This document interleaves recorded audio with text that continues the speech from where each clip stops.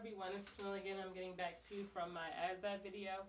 This video will be about my MEPS experience and what you can expect when you go to MEPS. Also, I want to make a correction to my last video. I stated that you should specifically brush up on the math. I only said math because the math sections are the hardest and they are what most people fail on. So if you're good at math, then more power to you, you're good to go, you know. Just brush up on the other sections. Also, I want to say that this is just my experience. If obviously someone else is going to have a different experience than me when they go to MEPS. So MEPS stands for Military Entrance Processing Station. It's where everyone goes to be processed into the military. There are MEPS around the country, you know, so you can expect that there will be one near you. And MEPS is not just geared toward one branch of the military. It's all of them in there under that roof. So yeah, and depending on where you live, it could be near you. I know for us, it took us an hour and 15 minutes to get there. So yeah, there's not a lot of MEPS, you know, but they're they're everywhere, but they're not everywhere at the same time, because I know people that it took them almost like 2 hours to get there, 3 hours to get there that day. So if you know that it's going to be a while, make sure you pack some food. As I said before, make sure you eat, because it does make a difference. Pack some granola bars and you're good. So do that. Also, it will be cold at MEPS. So if you can wear a long sleeve shirt, ask your recruiter if you can, what you're allowed to wear, what you're not allowed to wear when you go there. Hopefully they say yes, because it's very cold there. Very cold. So what happened after I took the ASVAB? I took the computer test. So your scores print right out when you're done. You won't know, however, what that score was unless you peek inside the folder. I'm not saying that I did that, but unless you peek inside the folder that they give you when the test is printed out, you have to hand that folder to the secretary or the personnel downstairs when you go there. And if you do pass the ASVAB, they'll tell you to wait in the room to be taken to the hotel. If you don't pass, you'll most likely be going home right after. They're going to call your recruiter, and they're going to come get you to go home. Some people don't go to the hotel that day, even though they did pass, because they have other commitments. They have work. They can't make it the next morning to be processed in further.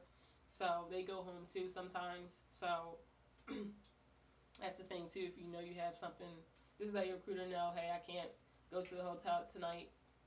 I have work or I have whatever going on, and they'll just take you home that day, and you'll come back another time or the next day to be further processed into MEPS. So when you're waiting I had to wait in the room. You're going to be waiting there for a very long time. Most of your MEPS experience will be spent waiting. About 90% of that time will be spent waiting. So, and you're pretty much waiting for everyone else to get done taking the ASVAB. So, and you're also waiting for the van to get there to take everyone to the hotel. I know for us, we had to wait for everyone to get done. And when everyone was done, we had to wait for the van to get there. So I was waiting for about an hour and a half, maybe 2 hours. And it was cold, and I wouldn't say I was tired, but it was just like this sitting there was like really wigging me. So you'll be waiting a lot. Just know that when you go to MEPS, be prepared to wait. And don't fall asleep. If you fall asleep, you'll most likely get yelled at. You don't want to be that person. Yeah, so when the van did finally come and everyone finished, they briefed us before we got into the van about when we come back the next day to MEPS, how we should act, how we should treat people, which I will talk about later on in the video. They're going to talk to you. So when you do go to the hotel, you'll get briefed again about how you are to conduct yourself while you're in the hotel. Boys and, not boys, but, you know, guys and girls aren't supposed to share the same room. If they catch one of you in the opposite sex room, you will be kicked out, or something like that will happen. So don't do that. And there's dinner right after you get briefed when you go to the hotel. The dinner is like a buffet style. It was really nice, actually, and the hotel was nice too. So you'll eat dinner, and after that, me and my roommate, because there's like 2 beds per hotel room, and you'll get a buddy, like kind of like a hotel buddy, and you guys will be in the same room together. Me and my roommate were like, hey, we just ate. We're gonna go to sleep because the next morning you have to get up early to go to MEPS. So the time we got to the hotel, we had about 5 hours until we had to be up again to go to MEPS. So we went to sleep. Everyone else, well, not everyone else, but there were a few people who just wanted to play video games. Like, they were out playing video games in the lobby, talking in the lobby all night, and they were tired the next morning. So, yeah, make sure you get some sleep. So we went right to sleep after we ate.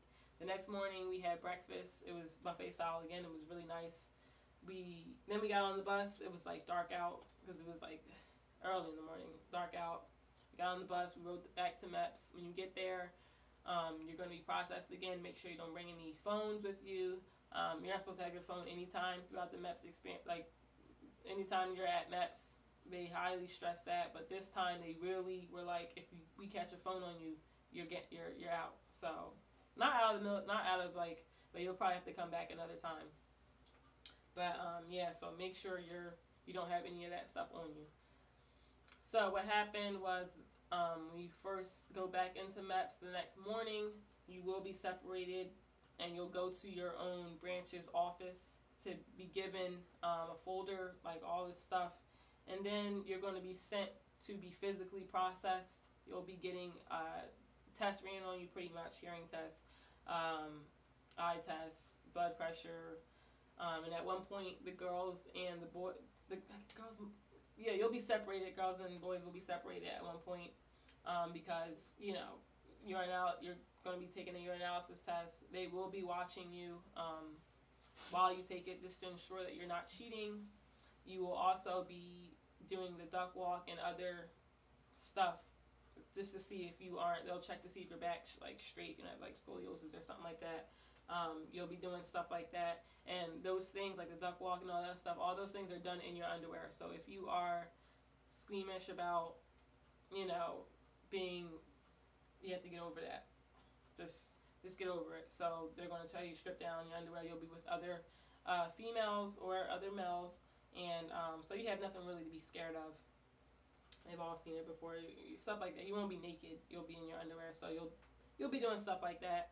And you also get a regular physical. You will be also getting blood drawn to test for AIDS, HIV, and that's pretty much it for the first half of the morning.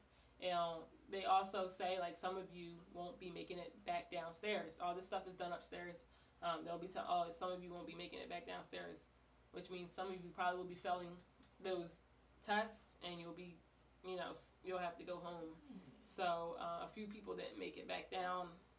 So the first half of the morning we did all that, and then we ate lunch. They had Panera Bread, which was really cool. Love Panera Bread. But I'm not sure where they ordered it from.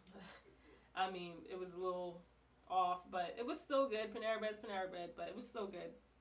And after that, I went downstairs, and the second half pretty much of your processing is waiting. You'll be waiting I waited for about maybe 3 hours, just sitting there. Not just sitting there, but periodically your name will be called. You're going to sit in front of your military branch that you're trying to go into, and you'll be waiting with other people. And they'll be calling you in and out, in and out, in and out. And you go into the lobby and wait, and then you wait for half an hour, and then they call you in. You got to fill out some more paperwork, come back in. Because they're just clarifying all your information that you submitted. So by the time I had finished, like by the time my name was called, the systems had went down, which I was really pissed off about. Like, I just waited for nothing. Yeah, I was pissed off. But I had to come back. They told me I had to come back another day with my recruiter so that I could be classified. You'll sit down with the classifier, and they will pick a job for you. So when so I came. Yes, that's what I did. Also, about the whole attitude things, I just want to say, like I touched on before, make sure you have your attitude is straight. When you go there, it's yes ma'am, no ma'am. Make sure you aren't. If you're an asshole, you're going to have a rough day. Just be aware of that. Be nice, be humble, and you should have your experience. The only tough thing you'll probably have to deal with is waiting. Other than that, you should be good. Don't be an asshole. So Yeah, and then so I had to go back with went back home, and then next a couple of days when the system was up and running, I came back. So normally, you won't have to go home. Normally, you'll pick your job that day. I just had to go back because the systems were down. So when you go back, you'll meet with your classifier. He'll give you your job. My job is MA, Master at Arms. And you'll sign your contract. So after that, you will swear in for the first time. You're going to be getting fingerprints all day, but you're going to swear in that day and go home after that. So yeah, that was. I came back the next day, picked my job, swore in, and that was that. Went home. I'm not sure if there's anything else I'm forgetting, but yeah, it was overall the MEPS experience wasn't as bad as people said it was. It really wasn't. Just the waiting. Just waiting was very, very, very stressful for me. And I wasn't even tired. It was just the fact that I was just sitting there in the chair, just like this, and you can't really talk loud. There were people to talk to. I talked to a couple of people there, but it was still like, that's pretty much the hardest thing you will have to overcome is just waiting, sitting there and waiting. And some people will be, some people will like to bust your balls, you know what I mean? Some people will like to, they'll have an attitude with you because they're supposed to be that way, just to knock you down a peg or two, like, you're here, so you're in our territory now, so you need to just be aware of that. Don't let, if anyone does piss you off, do not, talk back to people. Like I just said, there are people that are there just to bust your balls. They just want to treat you like shit, just to see how you react or whatever. Don't let it get to you. I didn't let it get to me. So yeah, just know that overall it was an alright experience if it weren't for the waiting. So if there's any comments or concerns you have about MEPS, anything that you wanted me to talk about, or anything you want me to talk on to, I'll make a second video about any questions or anything you might have. Message me or whatever. But yeah, hopefully this video was helpful to you. And yeah, I'll be making more videos. I think my next video is going to be about DEP meetings and what to expect when you go to DEP. So yeah.